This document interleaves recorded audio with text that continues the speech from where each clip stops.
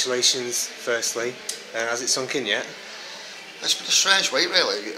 Obviously, we got the news through, is it Tuesday? Late afternoon, we were actually training. Wigan were playing Rochdale. To be honest, I think we all thought Wigan would get the point they needed. I think they've been 23 unbeaten.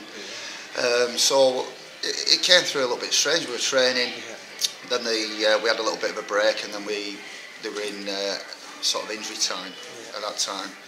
The game, so we watched the Twitter feeds coming through. Then everybody had a bit of a jump about and congratulating us, and then we just went back training. It was a case of, right, let's crack on, and that's the way it's been. But we've had a lot of good media this week. It's been really positive. That's a pleasing thing. I think we've obviously been around the northwest and down the Midlands area playing Walsall, and you've been with us this season, Sam. We've played some outstanding football, we really have. And I think we have been the best team in the league, and it's nice to get that first spot. It is about development, but I think we've done it the right way this year. You know, we've had Andy Dudley on the bench, we've had Braden Shaw on the bench, we've had Jack Ruddy on the bench, we've had Scott Burgess, Marcus Posker's already made his debut as well. And we've been without some of them players sometimes as well, because they've been within the first team. I think the first 5 games of the season we were without our 2 recognised goalkeepers, which cost us a little bit. So we've not done it the easy way, we've done it the hard way as well. So we've managed to mix development with actually winning games, and I think it's important that we do teach lads how to win as well. You know, at this club, they're one step away from the first team. Some of them are on the bench. They need to know how to close a game down, and how look to sort of like we game management as well. So I think we managed to do that this year. But I'm pleased for the boys more than anything. Worked supremely hard this year. They've done a lot of hours on the training ground, a lot of hours travelling. And it's just something for them to look back on and have something in the trophy cabinet as well at such an early age. You have to now think about next season, don't you? Yeah, well, we already have. We've played 2 under-17s games now since our season's finished. We played at Everton last week. We lost 2-0. We played Blackburn this morning under-17s, drew 0-0 and performed brilliantly. And it's amazing. As soon as we saw Scotty Burgess and Duds have moved on and Braden moved on now, in comes the new intake for next year, and they've performed very well this morning. So future looks bright again. We've got some very talented first year scholars, as we know, but we've got some very good, exciting under-16s coming in as well. So I'm sure we can sort of have a go next year defending our title. But I want to get players in this first team, and I want to make sure, if we can, that the likes of Dudley, Burgess, Posker, Matty Foles, Jack Ruddy, and 1 or 2 more, one of them breaks that trend of that 6-year gap. You know, somebody sort of breaking through.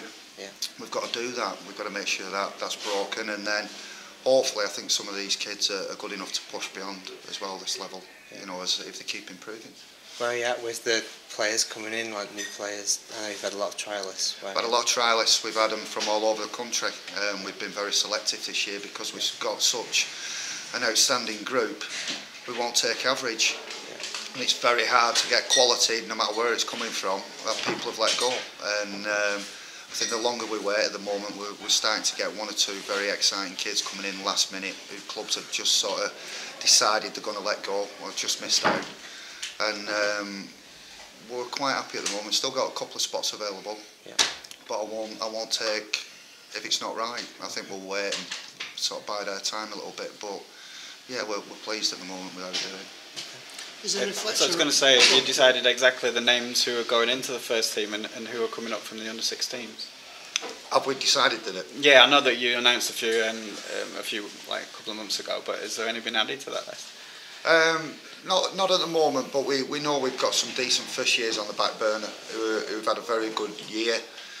Obviously, 1 or 2 of them haven't been rewarded yet with a pro contract, but if they carry on developing how they should do in the second year, I'm confident we can get another 2 or 3 through next year. So obviously 2 first years have already been given this year, which is testament to the hard work they've put in. But we already know we've got 2 or 3 more in that group of first years. We've got 11 first years at the moment, and I think there's at least another 3 or 4 of them could possibly get pro contracts. And like I said, the 16s that are coming in, you just never know.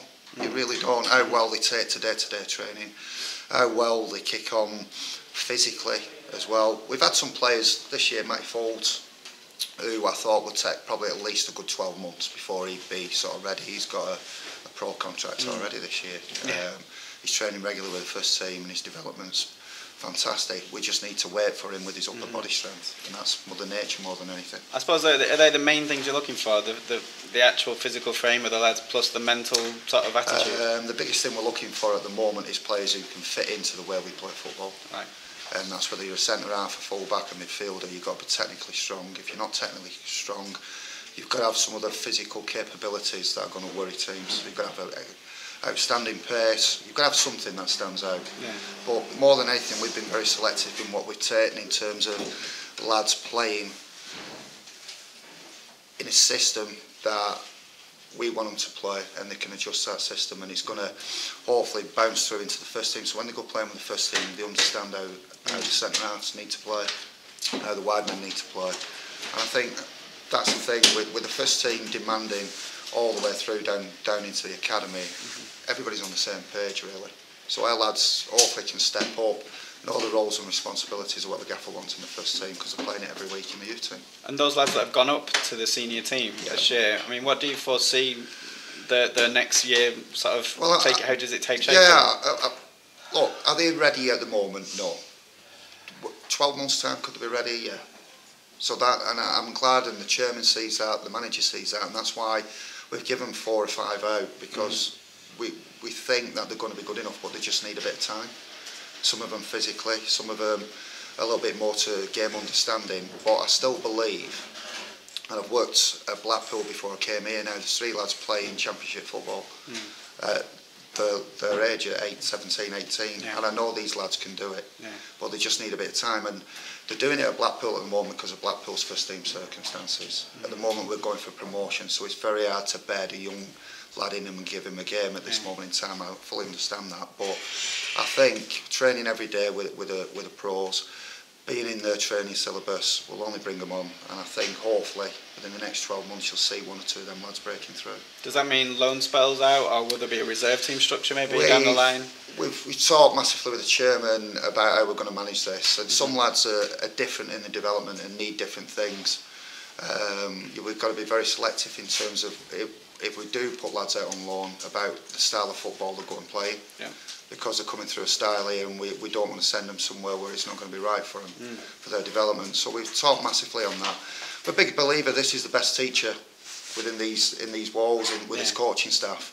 So some lads might need to go out, might need to just sample it for a month or 2, a 3-point feeling, with men and all that kind of things. But we have to be very selective where we send people if we're going to do that.